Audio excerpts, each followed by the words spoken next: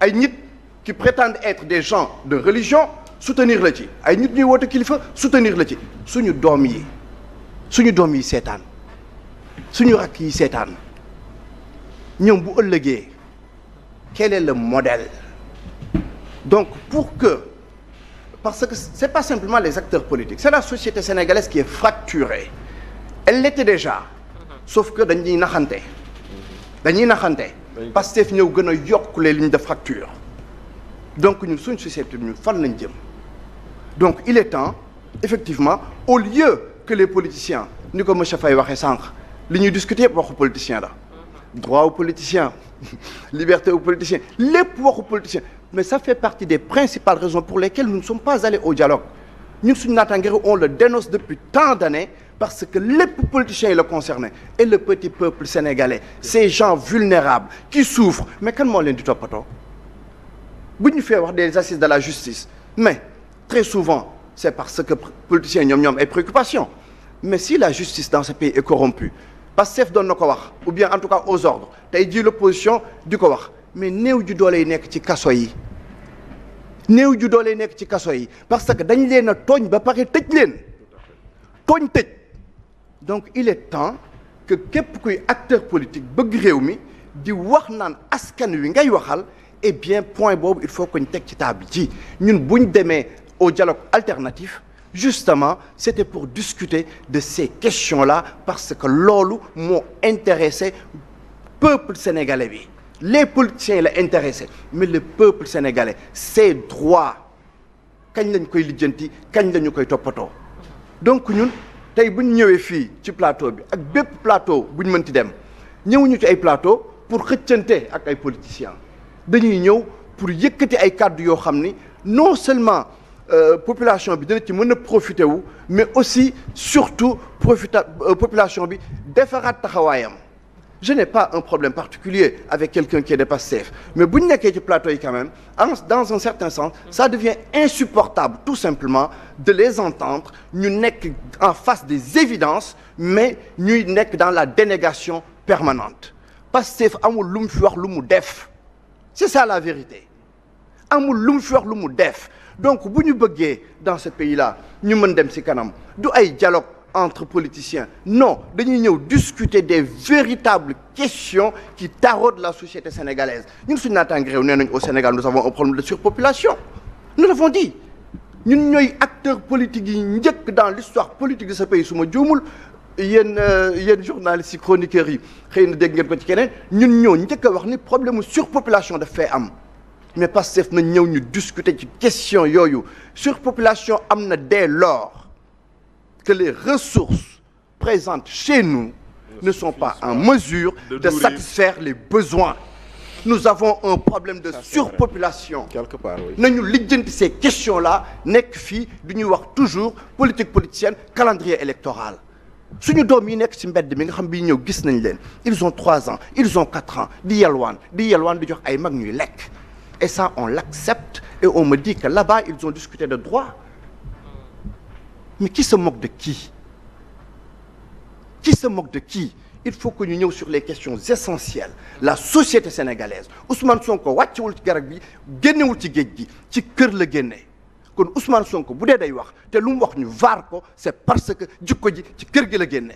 et il n'est pas le seul c'est toute la nation sénégalaise qui est ainsi faite quasiment donc il faut ñu delluwaat dans la famille sénégalaise il faut que Pastef nangu le débat intellectuel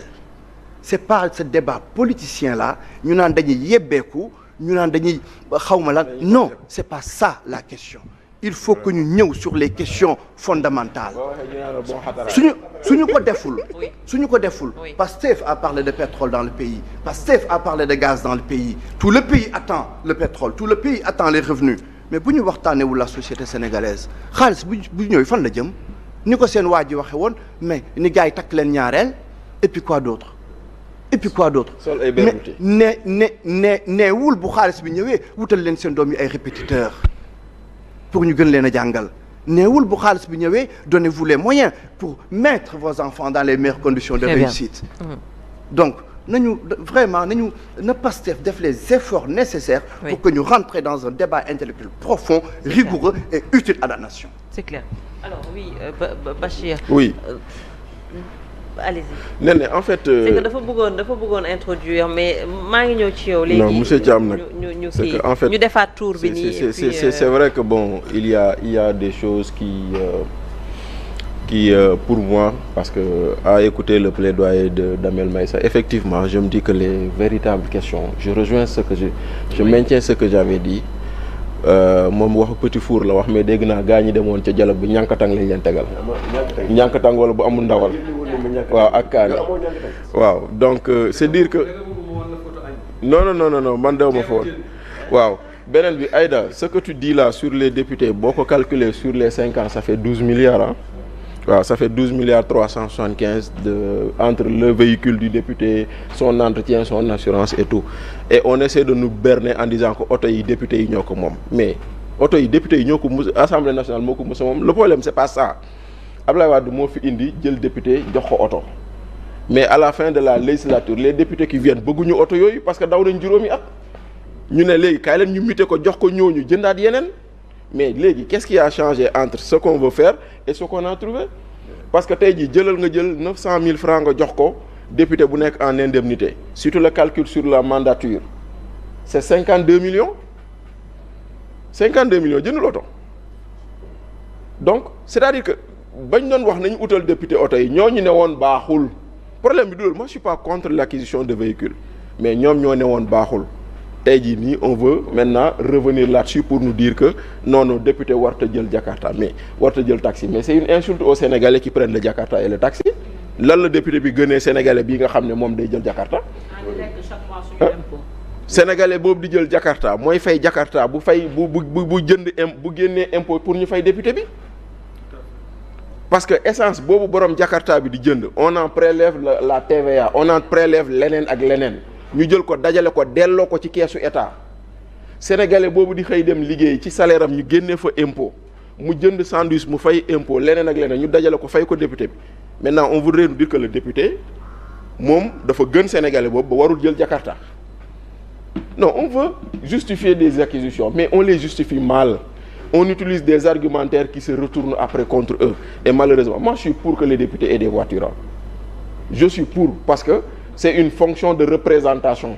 c'est une fonction boo xam ne bii nii dafa am lu mu àndal man je suis pour mais encore une fois monsieur Thiam Pastef ak ñu àndal ñooñu ne woon loolu yàq la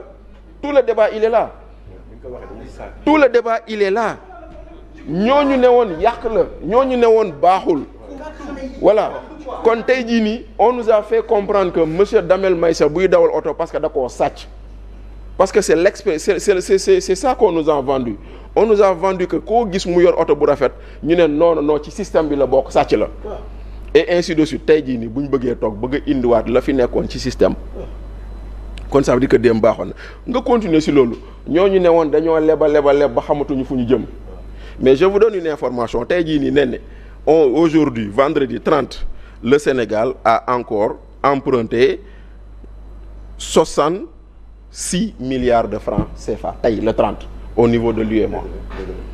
te boo dajalee Sénégal la ñu jot a emprunté ci weer wi rek mois de mai bi rek ne nous sommes à 495 milliards empruntés sur le marché de l'UEMOA ci mois de mai bi jàppal 495 milliards jàppal Ok, ce 30 vous avez dit on a levé combien? 66 milliards. C'était l'objectif. Jàppal waa xaar maa ngi ñëw jàppal. On a eu 84. Jàppal. C'était l'objectif. Jàppal. On a eu plus. Jàppal. On a eu 100. Le 2 mai, le Sénégal a levé 193 milliards. Le 2 mai. Le 16 mai, ñu levé waat 40 milliards. Le 26 mai, ñu levé waat 196 milliards. Tey le 30 ñu levé 66 milliards boo ko dajalee muy 495 milliards en un mois et à un taux attention de 7,73% sur une maturité de 3 ans. 3 ans kon maanaam la ñu leb tey nous sommes en 2025 2027 dañ koy fay 2025 26 26 27 28 dañ koy fay donc voilà te ñooñu ne woon leb bi baaxul ñooñu waxoon loolu. beneen mois de mai kese. je ne parle pas des autres mois. mais loolu leb bi rek nga wax. waaw maa ngi ñëw beneen bi dañ ñoo ne le Sénégal se porte mieux parce que FMI indiwul xaalis. c'est vrai on est d'accord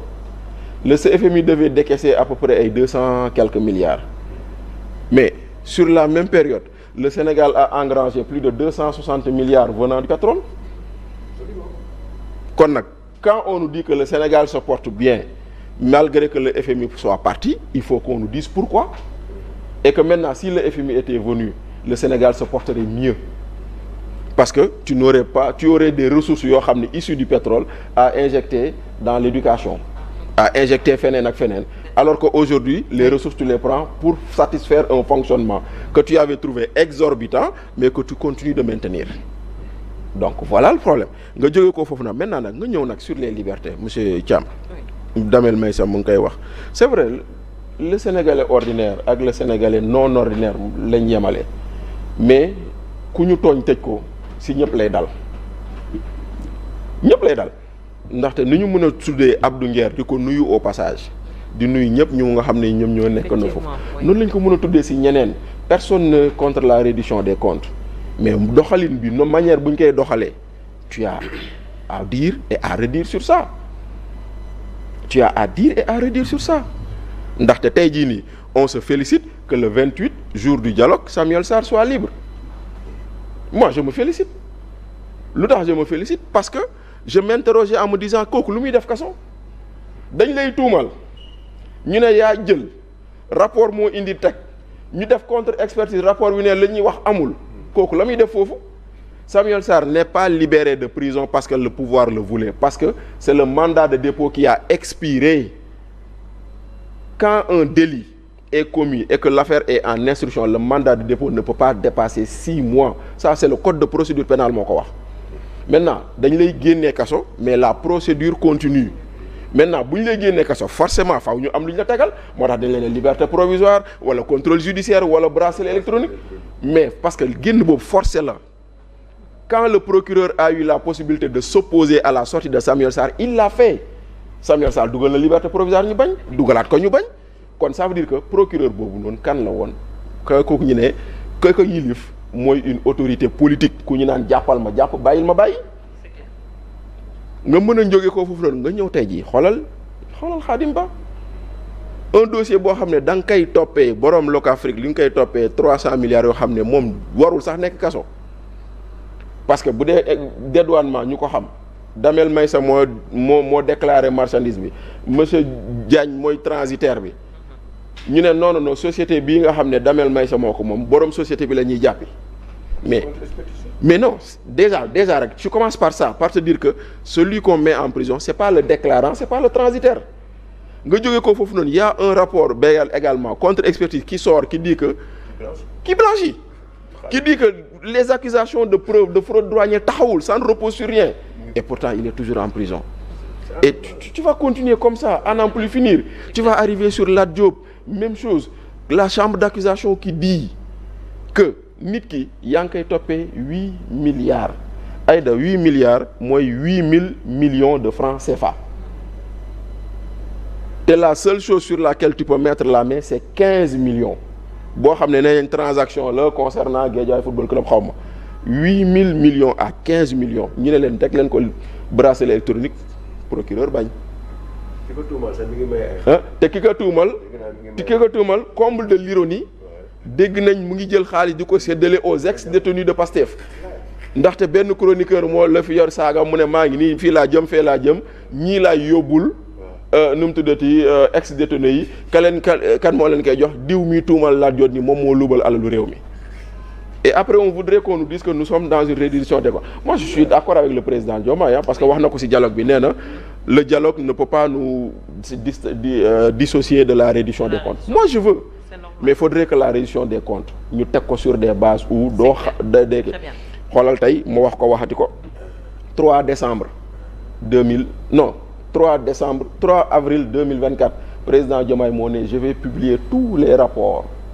y compris les rapports de l'inspection générale d'État. Nous sommes aujourd'hui le 30 mai 2025 amul benn rapport bu génn ñu ngi toog di xaar ba tey di jonkoon ci mbënd bi di xaar c'est ci moment yooyu nag c'est là où tu rends compte que des fois da ngay ree ba sonn quoi quand le premier ministre dénonce exemple la cherté du coût de l'électricité mais yow on t'a élu pour agir c'est-à-dire que monsieur Diagne Aïda Niang moo waroon dénoncer électricité bu cher mais yow tu as les leviers d'action yow daf mel ni tey ñu jox la oto bi